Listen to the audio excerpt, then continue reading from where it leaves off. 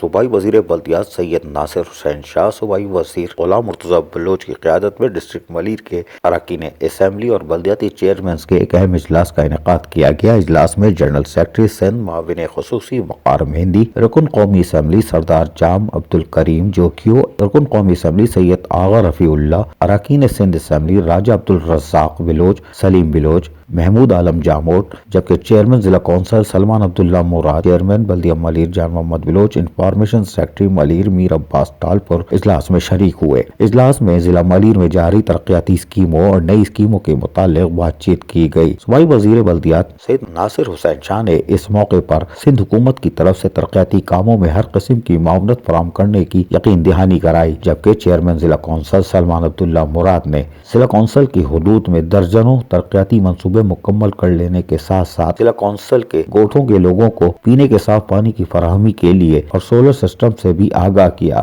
جبکہ کراچی کے دور دراز یونین کونسل میدان میں پانی کی فراہمی کا وعدہ بھی پورا کرنے کے حوالے سے بھی تفصیلات سے آگاہ کیا۔ اس موقع پر صوبائی وزیر بلدیات سید ناصر حسین شاہ نے کہا کہ سندھ حکومت ضلع کونسل کے ساتھ ہے اور لوگوں کو جہاں تک بلدیاتی سہولتیں فراہم کی جا سکتی ہیں کی جائیں، جس میں سندھ حکومت پیچھے نہیں ہوگی، کیونکہ چیئرمین بلاول بھٹو زرداری کی واضح ہدایت ہے کہ کراچی کی ترقی کے ساتھ ساتھ ضلع کونسل کو بھی نظر انداز نہیں کیا جا سکتا۔ عزیز عارف، KBS بلدیاتی نیوز، کراچی۔